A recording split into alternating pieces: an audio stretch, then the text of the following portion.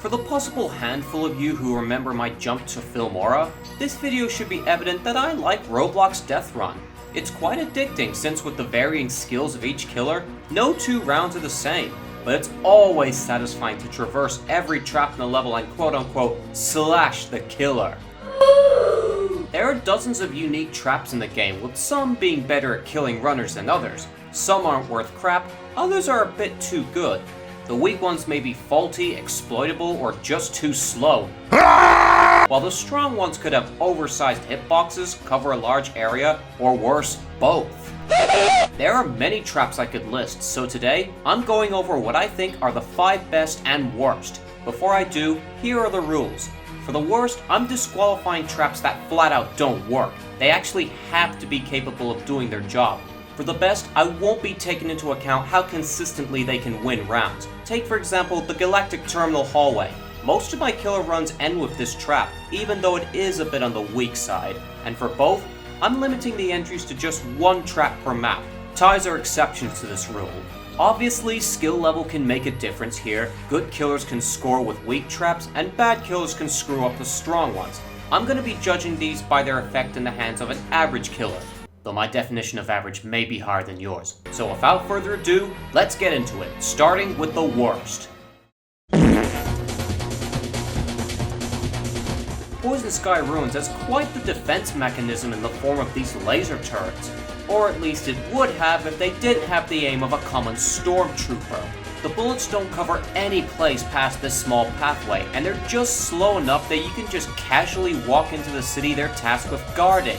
I wasn't joking about the aim. It looks as if half of the bullets aren't even targeting someone. It honestly makes more sense just to charge through the pathway. Money well spent. This does border a little on my no broken traps rule, but you can still die directly to this trap, so it's not disqualified. Plus, you can fairly easily nab 1 runner, much less 2, if you're a really tricky killer, so it's not completely useless. On the original incarnation of this map, aka Seasonal Island, the waves were nothing really special. Here, they're a monster in the right hands.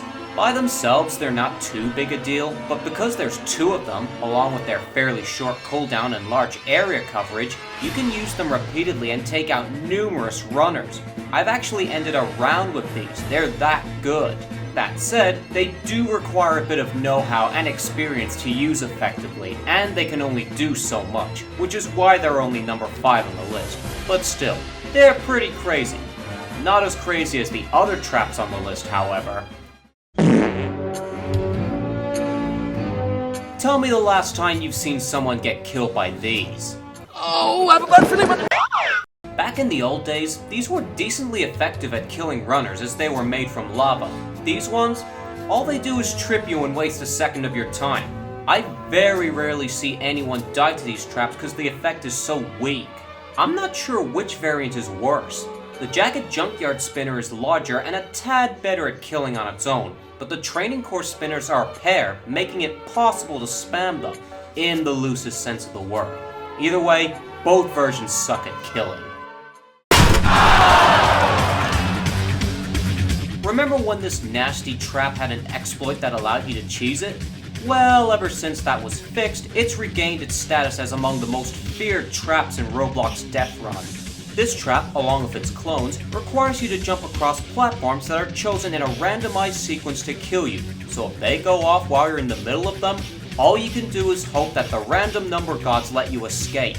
All the advice I can give you is just stay calm, pay attention, and jump onto a recently targeted platform.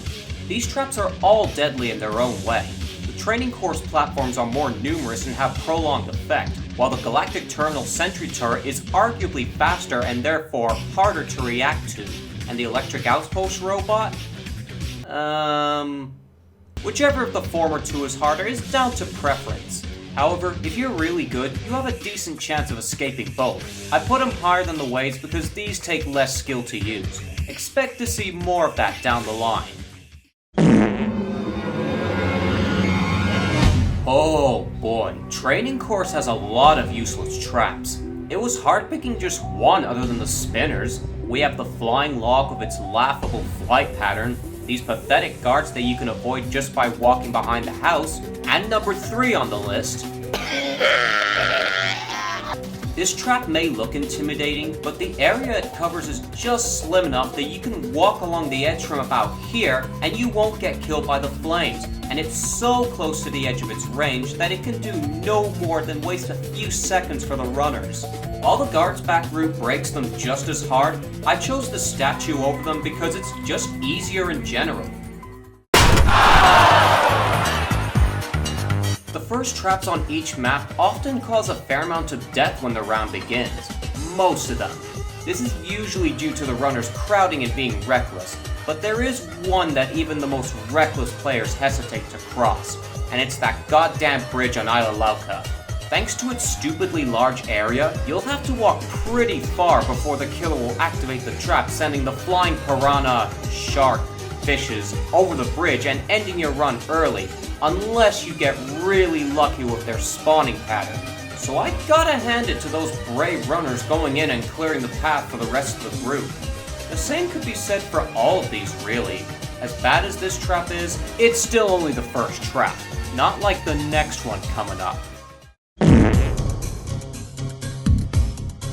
Whatever's in those lamps hanging from the ceiling in Galactic Terminal, it must be pretty dangerous if that much can cause a mini explosion.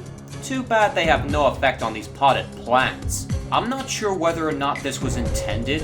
Either way, this feels borderline illegal. The explosions cannot kill you when you stand on top of them, and they're so close together that you can just jump between them at will. And with all of that, the RNG just hurts this trap even more. The only chance I see the killer having is a lucky drop on the first lamp. Everything beyond that is practically hopeless. But there is still one trap that's even worse. Training courses got some useless traps, but it also has some OP ones if they're attracting platforms or anything to go by. But none on this map are worse than this log. This trap doesn't look bad on paper. A log rolls downstairs, a loner in pairs rolls over your neighbors drops onto the stairs and rolls down, killing anyone in its path. Hell, it looks as if you can clear it with a timed jump.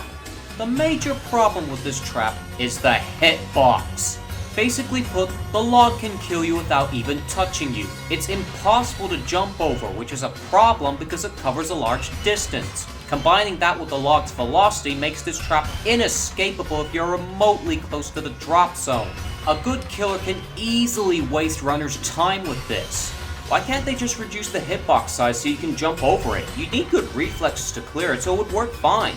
Anyway, there is one thing that keeps this from being number 1, however.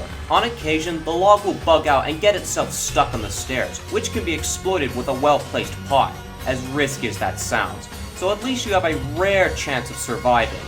The same thing can't be said for number 1. But first, something a good bit easier.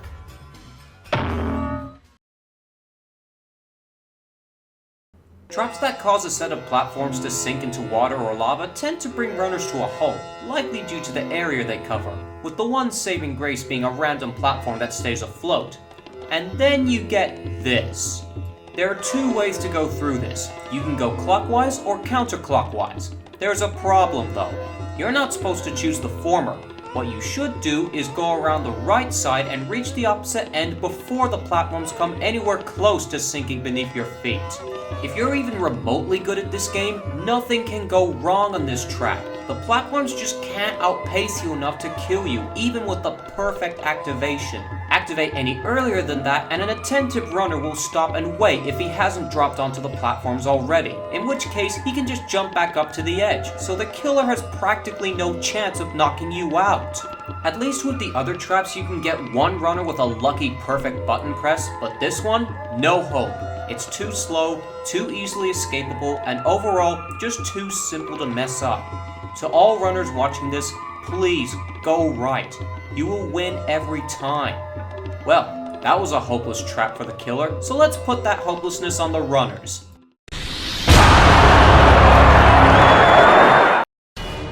Castle Defense is one of, if not the easiest maps for the runners. Throughout these 2 seasons of events, I've only seen 2 killers emerge victorious on this map, cause, to be honest, the first half of this map is more effectively trapped than the second, the biggest offender being this cliffside marked by cannons. Because of the really wide area they cover, if you're anywhere on the middle bridge piece, you're not getting out alive. Those cannonballs will blast you sky high. There's virtually no escape. The only reason the killer would let someone through is to toy with the rest of the group, unless he's just an incredibly inept killer. The closest thing this trap has to a weakness is the fact that it's only the second trap, where the runners tend to be hastier and higher in numbers. Other than that, this trap has no faults. Easy to use, unescapable, and deadly, this is easily the strongest trap. There were certainly more underpowered traps than overpowered ones. In fact, I'm going to quickly list some dishonorable mentions. Those parked trucks are totally harmless past the cabs. This bridge's pieces are too small to pose a threat, and these missiles could cause runners some problems if they didn't target ghost players. Despite all I've said, it hardly matters. Deathrun has always had traps that were useless or deadly, and I loved it regardless. Both sides get their field days.